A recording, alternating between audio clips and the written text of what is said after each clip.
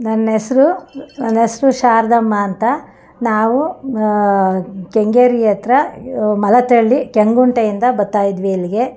ಬಂದು ನನಗೆ 3 ತಿಂಗಳಾಯಿತು. 3 ತಿಂಗಳ ಹಿಂದೆ ನಾನು ಹೋಗಿ ESI ತೋರಿಸ್ದೆ.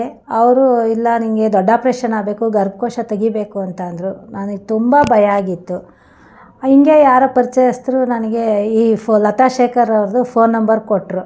ಹಾಗೆ ನಾನು ಮಾಡಿ ಅವ್ರನ್ನ ಕೇಳಿದೆ. ಅವ್ರ ಅಡ್ರೆಸ್ ಎಲ್ಲ ಕೊಟ್ಟರು. ಅಲ್ಲಿಗೋಗಿ ಒಂದು ಸಾರಿ ಕನ್ಸರ್ನೆ ಮಾಡೋಣ ಅಂತ ಬಂದು ಮೇಡಮ್ ಸಿಕ್ಕಿರು. ಮೇಡಮ್ ಸಿಕ್ಕಿ ಎಲ್ಲ ಕೇಳ್ಕೊಂಡ್ರು, ರಿಪೋರ್ಟೆಲ್ಲ ನೋಡಿರು. ಏನೋ ಆಪ್ರೇಷನ್ ಮಾಡಿಸ್ಕೊಂಬೇಡಮ್ಮ, ನಮ್ಮಲ್ಲೇ ಔಷಧಿ ಕೊಡ್ತೀವಿ, ಹುಷಾರಾಗುತ್ತೆ ಅಂತ ನನಗೆ ಭರವಸೆ ಕೊಟ್ಟರು.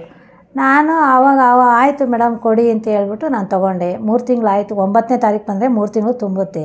ಆವಾಗಿಲ್ಕೂ ನನಗೆ ಮಂಡಿ ನೋವು, ಗರ್ಭಕೋಶದ್ದು ಏನೂ ತೊಂದರೆ ಇಲ್ಲ. ನಂಗೆ ತುಂಬ ಚೆನ್ನಾಗಾಗಿದ್ದೀನಿ. ಚೆನ್ನಾಗಿ ನಿದ್ದೆ ಬರುತ್ತೆ. ಚೆನ್ನಾಗಿ ಓಡಾಡ್ಕೊಂಡು ನಾನು ಕೆಲ್ಸಕ್ಕೆ ಹೋಗ್ಕೊಂಡು ಆರಾಮಾಗಿದ್ದೀನಿ.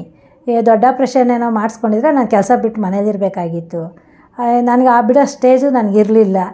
ಅದಕ್ಕೋಸ್ಕರ ಇಲ್ಲಿ ಬಂದಿದ್ದಕ್ಕೆ ನಂಗೆ ತುಂಬ ಒಳ್ಳೆಯದಾಗಿದೆ. ಮೇಡಮ್ಗೆ ನಾನು ಯಾವಾಗೂ ಚಿರಋಣಿ. ನಾನು ಕೇಳಿದವ್ರಿಗೆಲ್ಲ ನಾನು ಮೇಡಮ್ ಹೆಸ್ರು ಹೇಳ್ಕೊಂಡು ನಾನು ಇವತ್ತು ಕೆಲಸ ನಾನು ಮಾಡ್ಕೊತಾ ಇದ್ದೀನಿ ಅಂತ ನಂಗೆ ತುಂಬ ಸಂತೋಷ ಆಗಿದೆ. ದೇವರು ಅವ್ರಿಗೆ ಚೆನ್ನಾಗಿ ಆಯಸ್ಸು ಆರೋಗ್ಯ ಕೊಟ್ಟು ಚೆನ್ನಾಗಿ ಕಾಪಾಡಲಿ ಅಂತ ನಾನು ದೇವ್ರ ಹತ್ರ ಕೇಳ್ಕೊತೀನಿ.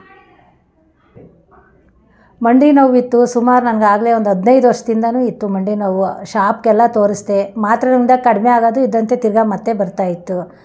ನಾನು ಹುಬ್ಳಿಯಿಂದ ಹುಬ್ಳಿಗೆ ಅದು ಯಾವುದೋ ಔಷಧಿ 1100 ರೂಪಾಯಿ ಕೊಟ್ಟು ಅಲ್ಲಿಂದ ತರ್ಸ್ಕೊಂಡು ಕುಡಿತಾಯಿದ್ದೆ. ಅದು ಕುಡ್ದಾಗ ಕಡಿಮೆ ಆಗೋದು, ತಿರ್ಗಾ ಮತ್ತೆ ಬರೋದು. ಅದರಲ್ಲಿ ತುಂಬ ನಾನು ನೋವು ತಿಂತಾಯಿದ್ದೆ. ಇವಾಗ ಅದು ಕಡಿಮೆ ಆಗಿದೆ. ಆಮೇಲೆ ಶುಗರ್ ಇತ್ತು. ಶುಗರ್ ನಾರ್ಮಲ್ ಕ್ರೇಸಿಂಗ್ ಇನ್ನೇನು ಬರೋ ಮೂಮೆಂಟಲ್ಲಿ ಇತ್ತು. ಅವ್ರು ಹೇಳಿದ ಥರ ಅದಕ್ಕೂ ಔಷಧಿ ಕೊಟ್ಟರು. ಅದನ್ನು ತೊಗೊಂಡೆ ನಾನು. ಇವಾಗ ಏನೂ ಇಲ್ಲ. ಮುಂಚೆ ನಾನು ಸ್ವೀಟ್ ತಿಂತಾಯಿರಲಿಲ್ಲ, ಅನ್ನ ತಿಂತಾಯಿರಲಿಲ್ಲ, ಎಲ್ಲ ಡಯಟಲ್ಲಿದ್ದೆ. ಇವಾಗ ಎಲ್ಲ ತಿಂತಾಯಿದ್ದೀನಿ. ನನಗೇನು ತೊಂದರೆ ಇಲ್ಲ. ಅದೊಂದು ನಾನು ಮೇಡಮ್ಗೆ ಚಿರಋಣಿ. ಯಾವಾಗೂ ನಮ್ಮ ಮೇಡಮ್ಮು ಅಚ್ಚುಕಟ್ಟಾಗಿ ಚೆನ್ನಾಗಿ ದೇವ್ರು ಚೆನ್ನಾಗಿಟ್ಟಿರಲಿ ಅಂತ ನಾನು ಕೇಳ್ಕೊತೀನಿ.